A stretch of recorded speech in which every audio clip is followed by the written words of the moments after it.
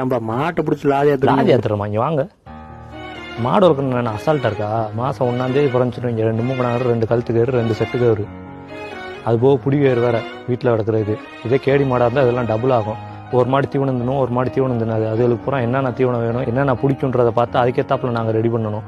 அதே ஒரு மாடு மேய்ச்சலில் கட்டினாத்தையும் தண்ணியே குடிக்கும், அதுக்கு என்னன்னு பார்க்கணும். இதெல்லாம் பார்த்து ரெடி பண்ணால் அடுத்து ஜல்லிக்கட்டுக்கு போகிறப்ப டோக்கன் ஒரு விஷயம் வந்து நிற்கும். அந்த டோக்கனுக்காக ஒவ்வொருத்தர் கையை காலை பிடிச்சி டோக்கன் வாங்கலான்னு பார்த்தா எங்கேயுமே டோக்கன் கிடைக்காது ரெக்கமெண்டேஷனில்.